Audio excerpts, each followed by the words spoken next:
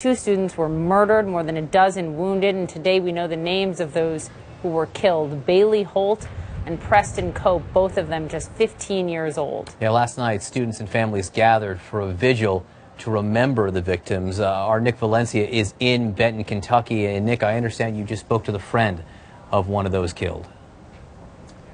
I did, John. I spoke to Johanna Davis, who's a 15-year-old girl here in this community. She's going through what everyone else here is going through, just trying to process exactly what happened here about 24 hours ago. Ms. Davis told me that one of her best friends is Bailey Holt, and she's a 15-year-old girl who died here at the scene yesterday morning. She was telling me that it was just that morning that she had communicated with Bailey over Snapchat. They have these things on Snapchat called streaks. You message people every day to try to keep your streak going, and that's exactly what they were doing yesterday, just like a typical day.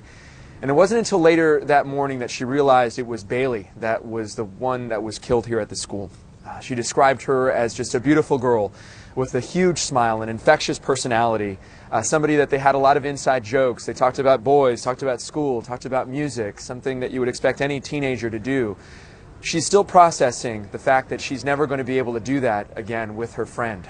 She says that she's very close to the family. She knew also the other boy as well who was killed here, 15-year-old Preston Cope. She described him as a great baseball player, somebody who loved the St. Louis Cardinals, somebody who was very quiet but had a quiet confidence about him. She said that it's a bit surreal to see everyone here on those stretchers, the news, the coverage, because all of those affected, she says, were part of her class, the class of 2020, all of them here, members of this very small, tight-knit community. John, Poppy?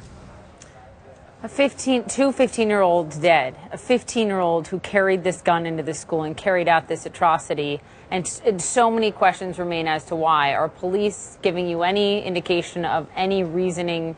I mean, there's no reasoning, but any motive here that he may have had? Yeah. Well, there's a lot of theories being floated around that he may have been bullied here. We haven't yet been able to confirm that, though, but that's something that Johanna Davis talked to me about. In fact, her sister is a student here and had just shown up at the school when the shooting happened. She was one of the students, hundreds of students that went running for their lives. That's something that they're talking about this morning amongst themselves, the young teens that were at this school, victims of this terrible tragedy.